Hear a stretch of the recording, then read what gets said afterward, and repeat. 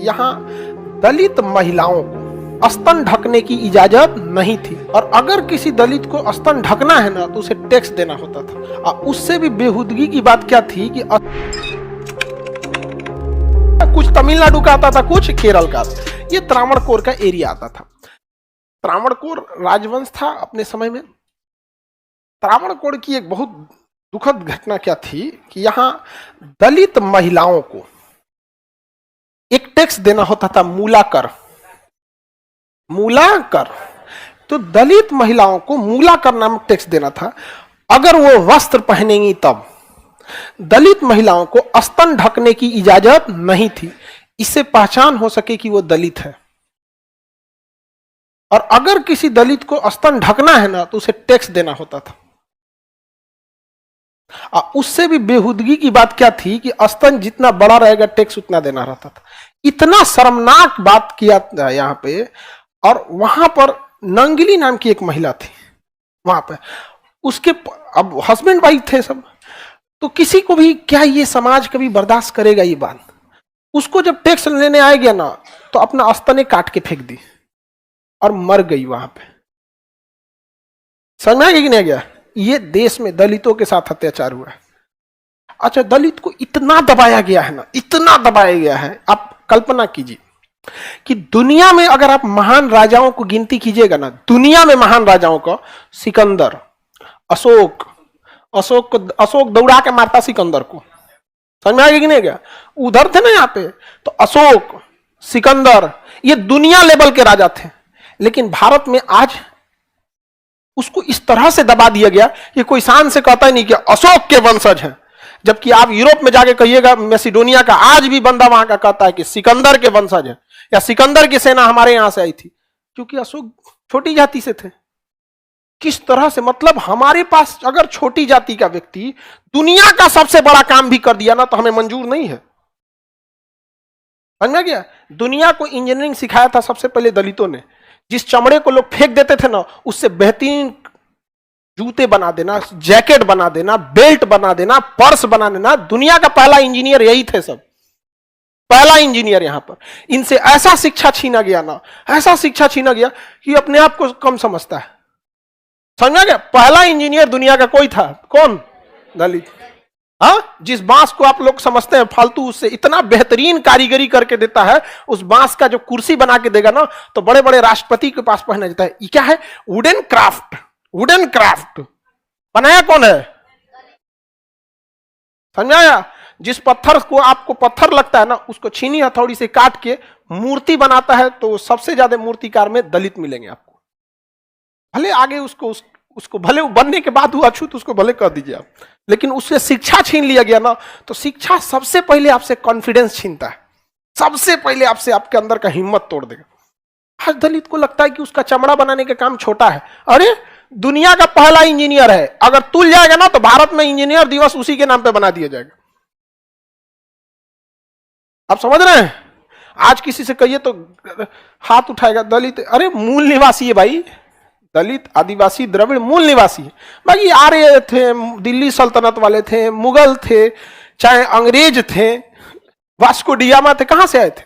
बाहर से। आप लोग खुद पढ़ते हैं कौन कहां से, कोई मध्य एशिया से, तो कोई ईरान से, तो कोई फारस से, कोई तुर्क से, कोई फरगाना से, और जो यहां थे पढ़ाई नहीं छोड़ दिया यहाँ पर। तो ये कितना दुखद टेक्स्ट था, मूला कर।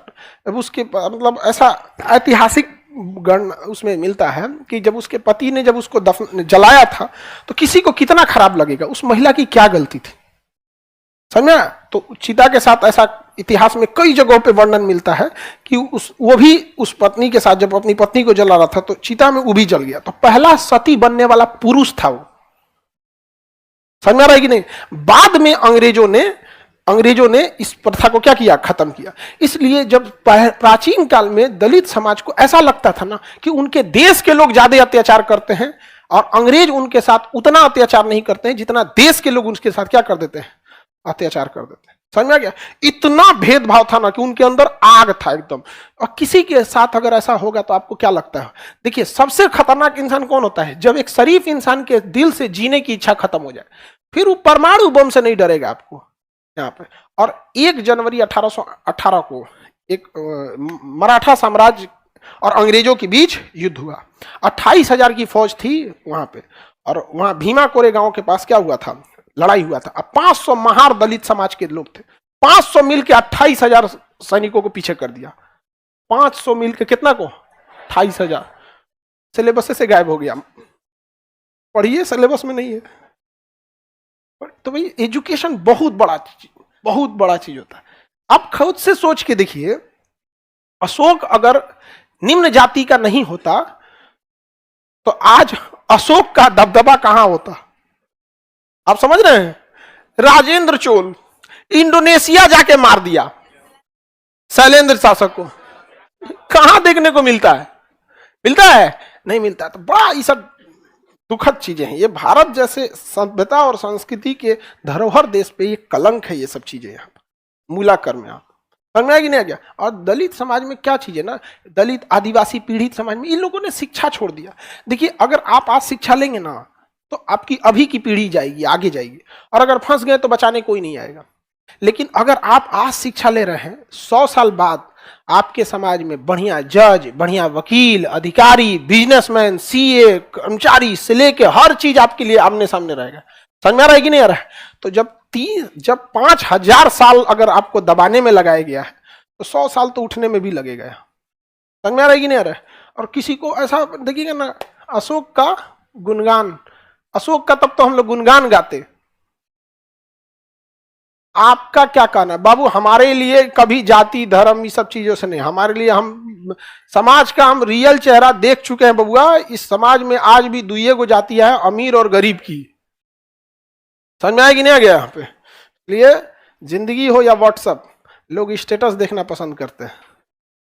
समझ में आया कि नहीं आ गया। इसलिए थोड़ा सा तगड़ा रखना है। और अभी के समय में क्या रास्ता है आपके पास, एजुकेशन के अलावा तो और कोई रास्ता नहीं है। आगे बढ़े तो त्रावणकोर की यह घटना भारत के लिए एक शर्मसार घटना थी। ये कभी भी मतलब एक सभ्य समाज इसकी कल्पना नहीं कर सकता था। जहां हम एक बार महिलाओं की एक बार कहते हैं कि पूजा करनी चाहिए, तो कभी एक बार कहते हैं कि उसके वस्त्र पहनने के लिए क्या लेना चाहिए, टैक्स लेना। इतना तो जुल्म अंग्रेज भी नहीं किया था सब। हाँ, तो आजादी के पहले का भारत नहीं था। आजादी के पहले तो हम लोग सोना के चिड़िया थे। हाँ, आजादी के पहले तो हम लोग आर्यवर्त थे। आजादी के पहले ही तो हम तो अखंड भारत थे। आजादी के पहले ही का तो हम लोग गुणगान गाते हैं। हमारी संस्कृति अंग्रेजों ने खराब किया तो हमारी संस्कृति मुगलों ने खराब किया तो ये किया वो किया। आजादी के पहले ही ना हुआ, तो आपको क्या लगता है आजादी के बाद कर देंगे लोग। हाँ, आदमी कितना दूर है जी यहां से पटना। ज्यादा दूर ना है, यही है ना। हम यहां पे हैं, कितना टाइम लगेगा।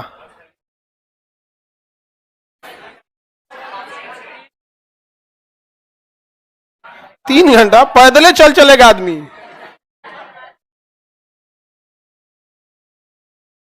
भेदभाव कभी नहीं होना चाहिए। हमारी क्लासरूम में आने के बाद जाति धर्म भी अपना पहचान पीछे छोड़ देता है, उसकी सीमा समाप्त हो गई। अब यहां से खान सर का नियम लागू होता है। यहाँ जाति धर्म चाहे जिस जाति के हैं, आपकी जाति ऊंची है नीची है कोई मतलब नहीं है। जिस बेंच पे आज आप बैठे हैं उस बेंच पे कल कोई और जाति का बैठेगा, कोई भेदभाव नहीं कर सकते। और ऐसा नहीं, माहौल का असर पड़ता है, आपकी हिम्मतों नहीं करेगी यहां करने का। एक बार देख के देखिए ना, खदखदाएंगे तो ज्यादा ना, तो एक बार देख लीजिएगा सामने डायनासोर खड़ा है। कभी जाति धर्म से भेदभाव नहीं होना चाहिए। आप माफ कर दीजिए अलग बात है, लेकिन भूलिएगा कभी नहीं। जय भीम सर जी। हाँ बाबू, जय भीम। भीमराव अम्बेडकर साहब नहीं रहते ना तो अब तक ये हाल नहीं रहता। हकीकत में है वो भगवान ही एक तरह से अवतार है यहाँ पे। और हकीकत में कभी कभी ऊपर वाला अवतार बना के भेजता है। और स्पष्ट है कि जब भी अत्याचार होगा तो कोई ना कोई अवतार लेगा। तो कौरव लोग का अत्याचार बढ़ गया था ना, कोई ना कोई अवतार लिया था। तो इनके लिए भी अवतार लिए थे कौन, अम्बेडकर साहब।